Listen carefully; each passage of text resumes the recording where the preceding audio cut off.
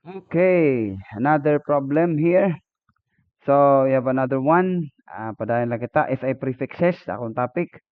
So, letter, I think, mas mo pa itong mga star kami. Mga answer. Sigurado. Ito, kung panigurado mo lang. I'm not saying, alig mga cancer. Pero, sigurado lang takon kay, of course, gasayip gapak. So, 8.43 times 10 to the 7. So, and then you have a micromole. Micro. This one is a unit, I mean prefix for micro. So, ano niya problem ini? We have to simplify. Simplify this unit. So, 8.43 times 10 to the 7 micro. Paint 8.43. So, you have, ay ka na. So, you have an 8. Okay, hindi po gutay na latak ballpen. Hindi ko ito gina-adjust. Ini. Okay. Ya, bedak mula da. Yan. May lagitan manipis. So, 8.43 times 10. So, ano ito ya? Madakmul nga lagi hapon. So, times 10 to the 7 micromole. So, times 10 to the 7 micromole. So, ano mat unit nga mole, sir? So, I think that's one of the base units. Mole is the counting of particles. The counting of particles, we're talking about atoms, molecules, protons, neutrons. So, that is mole itiya pag-ihap. Pero para iton karabaw. Iton mole, iton kadamo, iton atoms. Okay? So, 8.43 times 10 to the 7 micromoles. We have to simplify this one. So, ini himunta na yung number para makita gud naton. So, that would be an 8.43 times 10 to the 7. Tapos micro is times 10 to the negative 6. Kita niyo? So micro, and then I'll attach the word mole, the unit mole. Okay? So that is this guy over here is this guy over here. So they are equal. That's why we have an equality here. Chemistry nato, ginihimo tayo nga math. May tatawag ng chemistry for engineers. And mga math iton. Math, physics, explanation, I don't know. Basta, that's how I can describe. So 8.43 times 10 to the 7 minus 6. So usually, this is from algebra. You have an a raised to m and a raised to n. So ano tiya? Pag kuan, same base, that is a m plus n. Of course, if that is minus, that would be an m minus n. So basically, that would be an 8.43 times 10 to the 7 minus 6 or positive 1. 7 minus 6. Oh, detalye na lang, sir. Para nakakaintindi kami, sir, tim karagsignon. Danay ba yung malaksik magginakan? I don't know kung gigits niya yun. Reklamon bata akon kay sir ko no malaksin duro la. Pag di ko no nakakaintindi, goodbye. Napakian na. Kasalanan ko ba? Ay nako. Ay gid pakian agad ka mo kaya ako na-assume kasi ako nga mga dati kagidadatihi kamot nga tanan. Of course, ang mga diri kasi dati ba hindi talagat magi-engineer. Or bagan dapat kinunahunan niyo nga ginunahuna ko kamo si mga sugad kay karon ko kamo maging sugad, maging dati. Amiton pag diri pa kamugod sa ka dati magkukurigod ka mo, di ba? No pain, no gain. Siya na palusot ka lang sir nga di ka maara mag-explain. Oh God. Ireklamo na gad lako basta ako natrabaho gud lako.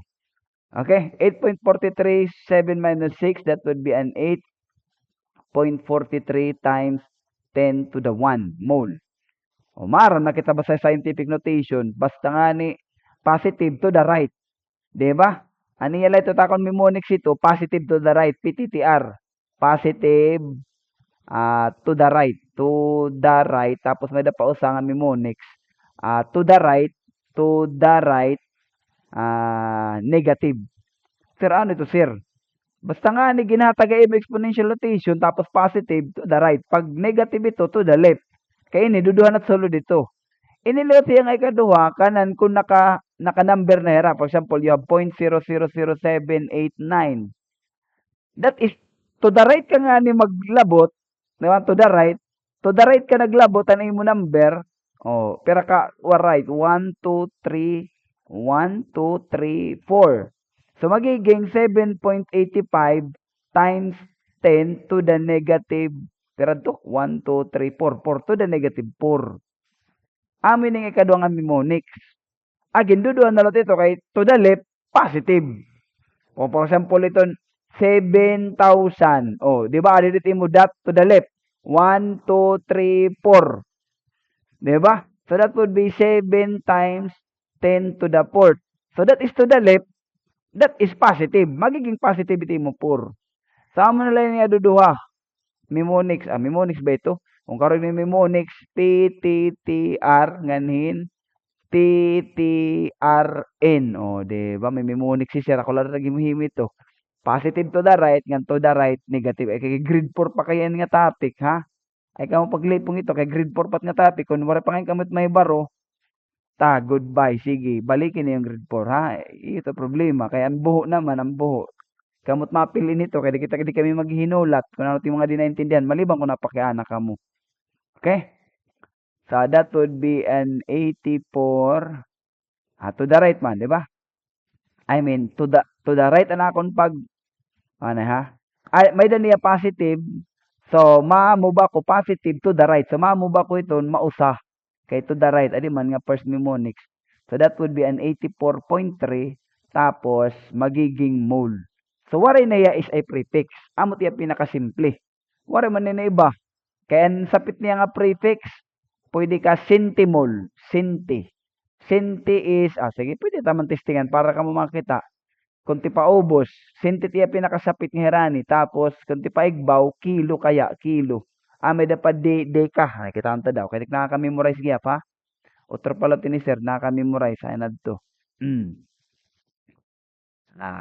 Mahanad to nakin open kanina. Nap. Measurement. Adiman. So, I think it hirara nito ay mga 10 to the 1. It's sapit niya. Iniman. May the DC, may sinti. May da pang DC. Adiman, 0.1. That is 10 to the negative 1. DC. Tapos, ang imo ti paigbaw, kilo. So, DC is 10 to the negative 1. Adiman. Tapos, 10 to the positive 3. Amo tira pinakahirani. We'll try para ka makakita. So, ang kilo is 10 to the negative 3. To the positive. 10 to the positive 3. Tapos, ang imo DC, I think ano tiya, ano tiya. Kaya usually, DC talaga sa tiya magamit. DC is dila D. So, dila D. So, that is 10 to the negative 1. So, kung ini i-express na to 10 to the negative 1, maano tiya? 8.43 times 10 to the 1 mole. Ay, sorry, positive ito. Kaging copy ko lang di. To the 1 mole, magiging 8.43 times 10 to the 1. Himong kwa di ngan mabutang ako 10 to the negative 1 ngan 10 to the 1. Kaya kailangan kung may negative 1. So, yun nga duduha kasi 1 itwira. So, meaning, bagan waray ko lang dilabti. Okay? And then, I would have that mole. So, ini, kaya ini mo na kailangan niya prefix. So, naintindihan niyo ha? Nga ini, kaya ano duduha na butang. Kaya ini, amon original ini. Ini ngan ini. Adi man no? Amo tiyan original nga aking ka-convert. Tapos ini nga duduha, gindugang ko tiyan. Iti nga duduha, that is equal to 1. Kaya ano? 10 to the negative 1 nganin, 10 to the positive 1 is 10 to the 1 minus 1, which is 10 to the 0. Any number raised to positive out to 0 is equal to 1. Nga tanan ito ira. Hayumat, usay ito nga, kuan, baga mahinay ka mo nakakaintinit mga 1 ngan mga 0. So, tigam nito any number or variable raised to the power of 0. Bisan mga variable la. Because your variable are representation of numbers. Representation of numbers. Daw mo tira nga mga numbers. So, pag ano mo variable gin raised to 0, equal gapit to 1. Diba? Carabao raised to 0. That would be 1. Wala na unit. Diba? Ano ito Dari dito na sink in. So, anyway. So, you have 8.43 10 to the... So, meaning, init akong papagawson, ini nga duduha, magpla-plus ini. So, magiging 8.43 times 10 to the 2. Tapos, ini magiging DC mole. Again, ini nga DC, amo ini. Adi nga duha, amo adi.